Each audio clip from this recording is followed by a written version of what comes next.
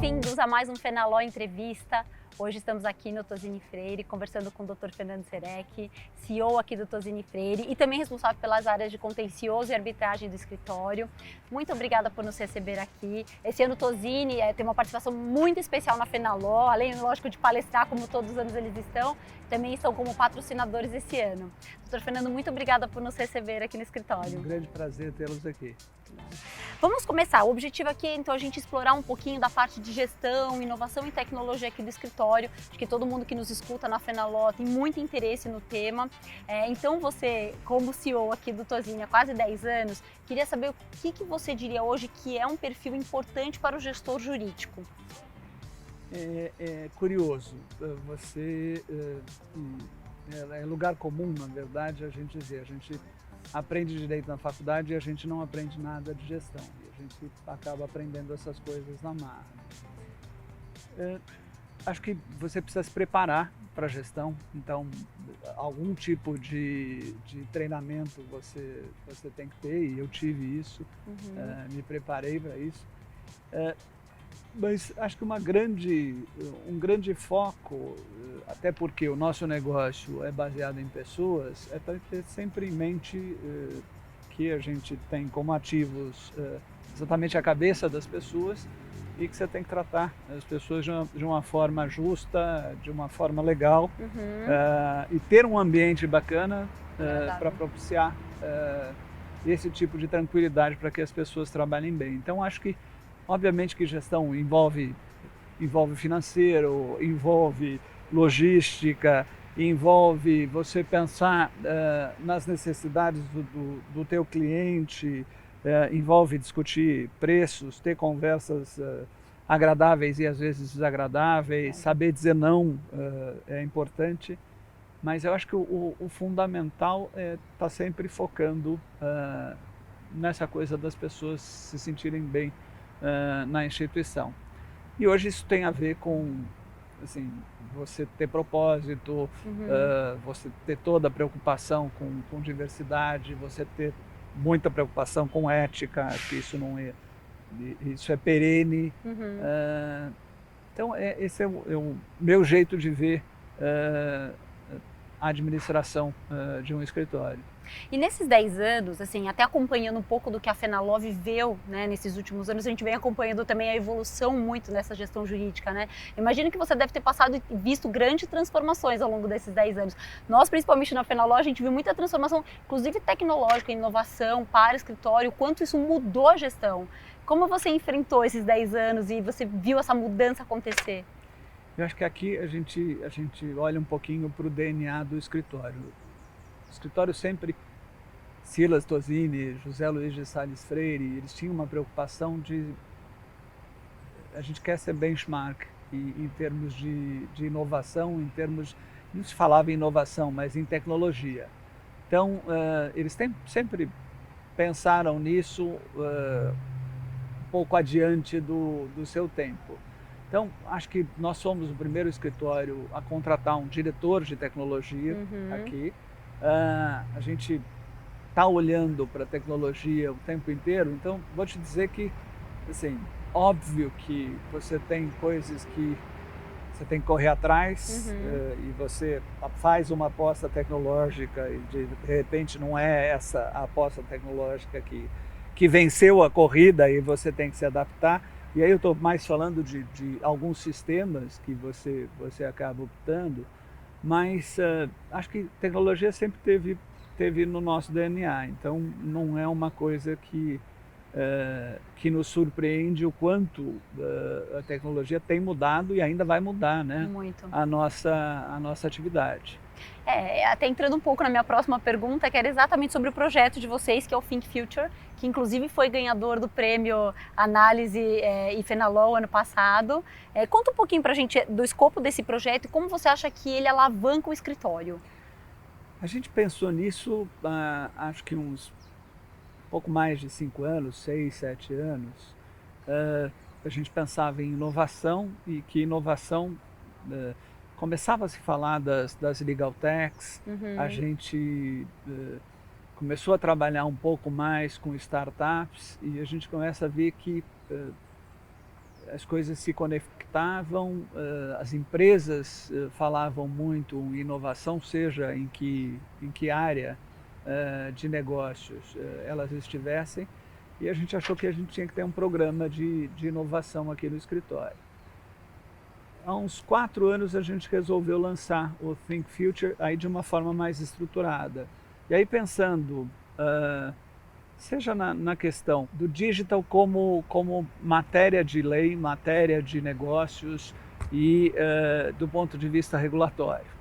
A gente já tinha alguns clientes na área de tecnologia, a gente via alguns sofrimentos, algumas reclamações que existiam em relação às mídias sociais e tudo mais, e a gente começou a perceber que a gente tinha que estar à frente dessas questões porque os temas estavam surgindo e as demandas vinham surgindo também. Então esse foi um segmento que a gente pensou que era o segmento imediato, você atender às necessidades do teu cliente em relação a resolver esses problemas. Mas a gente pensou também na questão de como a tecnologia podia mudar o nosso negócio.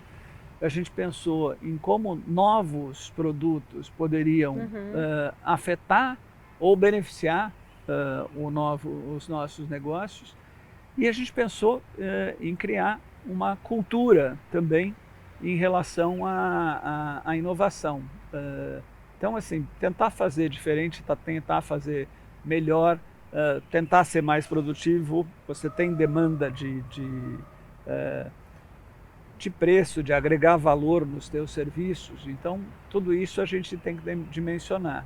E aí a gente criou o programa que tem dado resultados práticos, acho, seja do ponto de vista da gente implementar a tecnologia, seja da criação de novos serviços jurídicos, áreas e temas que a gente pode atender, seja do ponto de vista de apresentação de trabalhos. A gente vê judiciário super atarefado com milhares de processos.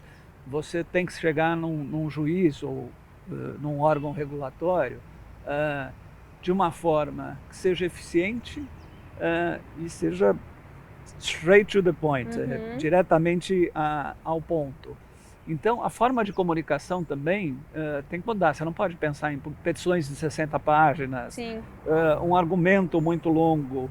Então, a gente começa a pensar em visual law, a gente começa a pensar em outras formas de apresentação. Você não vai entregar um memorial, você vai entregar uma folha de papel com alguns desenhos que expliquem aquela situação específica com os temas principais que estão sendo discutidos na tese. Então, tudo isso a gente já pensava e tem implementado e tem utilizado em todos os nossos serviços. Então, o Think Future é uma super realidade no escritório e a gente gosta do programa porque ele já tem dando resultados práticos. E a gente tem visto mesmo que é o que vai impulsionar todos os escritórios, né? Tecnologia e inovação. Entrando ainda mais um pouco nesse assunto, vocês têm uma plataforma, né, de inteligência artificial que é integrada ao ChatGPT. Como esse novo produto vai agir aqui dentro do escritório em relação aos clientes, em relação ao mercado? Diria que, como todo mundo, a gente está testando bastante esse sistema. Lá atrás a gente já olhava para isso, vinha acompanhando a evolução do Watson, da IBM. Nós tivemos alguns contratos assinados com algumas empresas de tecnologia americanas antes mesmo do chat, e a gente sentia algumas dificuldades, inclusive por conta da língua. O português, infelizmente, não é a primeira língua, nem a segunda língua mais falada no mundo, apesar de ser bastante falada. Então você, às vezes, tem algum tipo de adaptação dessa ferramenta. O que a gente vê é que a evolução é sempre muito rápida, muito mais rápida do que a gente até espera, e o ChatGPT maravilhou aí todo mundo com algumas coisas que poderiam ser feitas. A gente hoje vem testando. Eu te diria que a utilização prática no trabalho ainda não existe, até porque a gente precisa validar esse tipo de coisa. Mas a gente acha que em pouco tempo vai ser uma ferramenta bastante útil. A gente também tem todas as preocupações ao mesmo legais tempo em relação à ferramenta? Não só legais, são legais, sem sombra de dúvida, mas é a própria questão do ambiente digital. Sim. Da mesma forma que você tem tanta coisa para explorar com isso, você tem que tomar cuidado para não expor as suas informações e basicamente não expor as informações que são mais valiosas ainda, que são as dos seus clientes. Exato. Então, a gente tem eu não diria que é tara, mas é realmente uma obsessão e uma paranoia com relação à proteção desse tipo de dado. Uhum. Eu te diria que bem antes da pandemia, a gente tem contrato com a Ernst Young de um acompanhamento diário, na verdade 24 horas por dia, 7 dias por semana, de todos os logs do escritório. Qualquer coisa que aconteça de forma estranha na nossa rede, a gente tem informação, a gente pode agir e com medo de algum tipo de vazamento de dados. Então, você tem que ter um balanço entre essas coisas. Não, acontece com todo mundo. Você tem efetivamente pedidos de resgate, esse tipo de coisa. A gente ainda não enfrentou situações mais sérias nesse aspecto, mas a gente se cercou de toda a proteção para poder utilizar isso. E uma das coisas que a gente vem fazendo em relação a essa ferramenta é garantir que a gente não use nenhuma informação do cliente para poder ter o benefício dessa informação.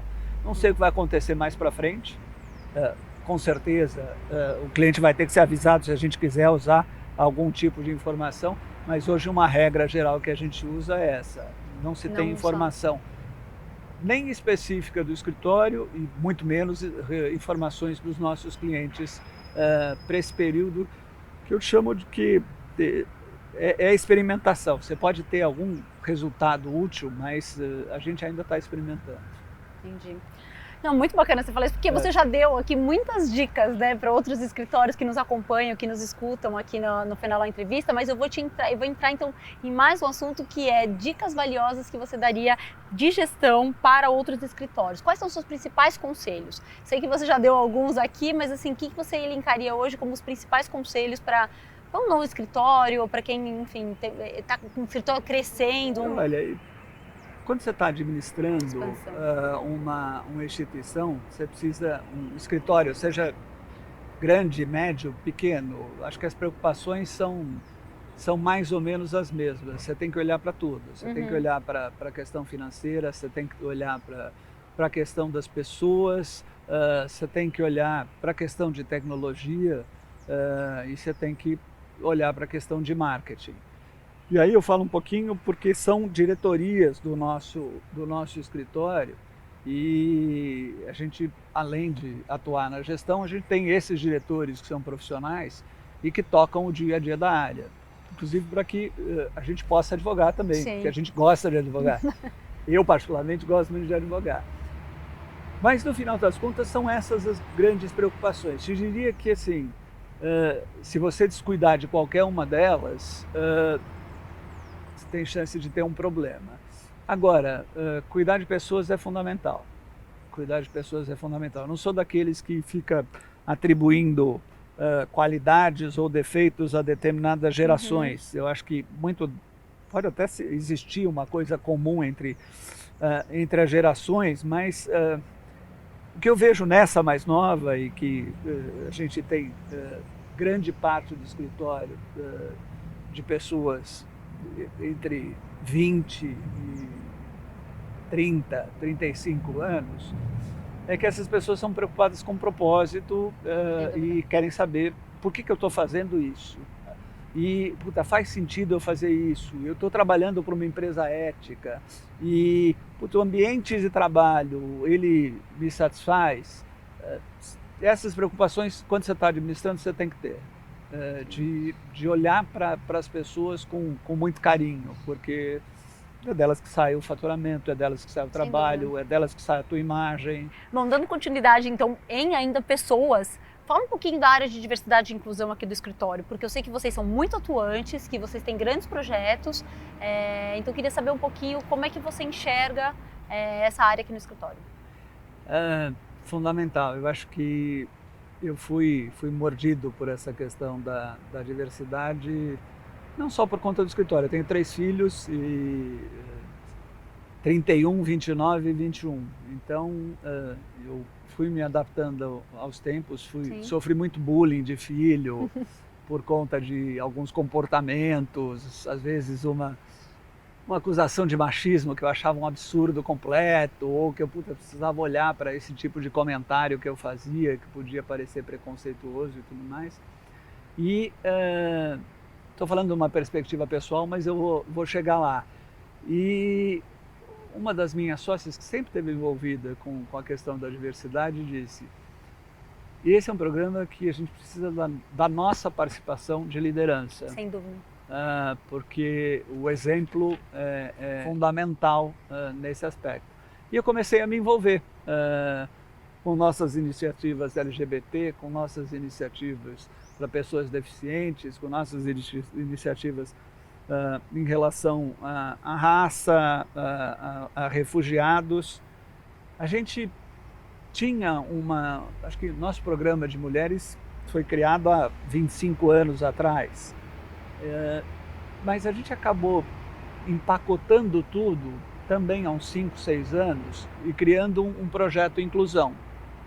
E a gente misturou diversidade, pro bono e responsabilidade social. Que essas coisas se conversam muito e você consegue tirar das nossas iniciativas benefícios para as 3, no final das contas. Por que a gente faz isso? Não é só porque a gente é legal também. Não no ponto de vista jurídico, mas a gente é legal como pessoas. Mas é porque a gente tem um interesse do ponto de vista de negócio. Ter diversidade no escritório é poder responder de uma forma melhor para os nossos clientes, é poder olhar perspectivas diferentes para os assuntos, para as respostas, para as dúvidas, para os problemas do cliente. Então, se a gente não tiver essa diversidade, provavelmente a gente vai estar sempre olhando ali para aquele pinheiro. E tem tanta coisa nessa floresta. Tanta coisa nessa floresta que pode afetar uma determinada resposta nossa, que realmente faz todo sentido a gente ter diversidade no escritório. Então a gente faz porque a gente é legal, mas a gente faz porque é interesse do negócio. Todas as empresas perceberam, empresas de sucesso perceberam isso. E que é comprovado que aumenta a produtividade. Sem dúvida alguma. Sem dúvida alguma. E ter essa, especialmente numa empresa como a nossa, que é de serviços e de serviços intelectuais, se você não tiver essas diferentes perspectivas, você não é uma empresa tão boa quanto você poderia ser. Muito bacana. A gente vai discutir mais esse assunto lá na Fenaló. Exato. Aliás, falando em Fenaló, esse ano a gente tem uma edição comemorativa, né? São 20 anos de Fenaló e o Tozini é parceiraço desde o começo, né? Fernando, conta um pouco o que você sabe dessa história aqui também. Não, eu estava até, antes de começar a nossa conversa, a gente estava falando disso, a Ana Luísa Boranga, que foi a pessoa que me entrevistou quando eu entrei no escritório, há 30 Olha só. Vou deixar por 30, vamos economizar aqui. 30 anos de escritório.